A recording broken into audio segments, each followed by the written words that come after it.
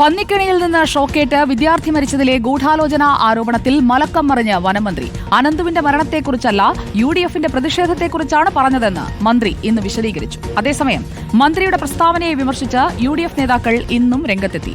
AK ശശീന്ദ്രന്റെ ഗൂഢാലോചനാ പരാമർശത്തെ CPI പിന്തുണച്ചുമില്ല.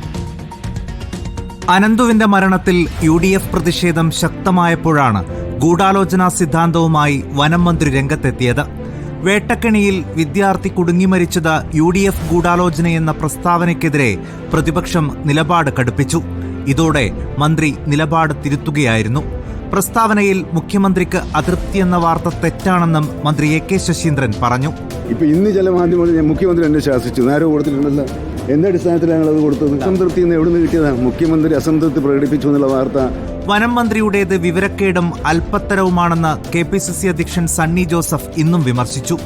അദ്ദേഹം പറഞ്ഞ തെറ്റാണ്, പച്ചക്കള്ളമാണ്, അടിസ്ഥാനരഹിതമാണ്, അല്പത്തമാണ്. വനം മന്ത്രി നാടിന് അപമാനമാണെന്ന് പ്രതിപക്ഷ നേതാവ് VD സതീശൻ കുറ്റപ്പെടുത്തി.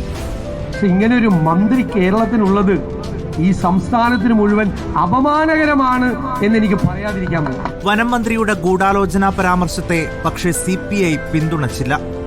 വനംവകുപ്പ് മന്ത്രി എന്താ അങ്ങനെ പറഞ്ഞെന്നുള്ളത് അദ്ദേഹത്തിന് അറിയാനൊക്കും. അദ്ദേഹത്തിന് വല്ല ഇൻഫർമേഷൻ ഉണ്ടോ ഇല്ലെന്നുള്ളതിനെ സംബന്ധിച്ച് എനിക്കറിയില്ല. എന്നാൽ UDFന്റെ ലക്ഷ്യം രാഷ്ട്രീയ മുതലെടുപ്പെന്നാണ് CPIMന്റെ വിമർശനം. റിപ്പോർട്ടർ, നിലമ്പൂർ.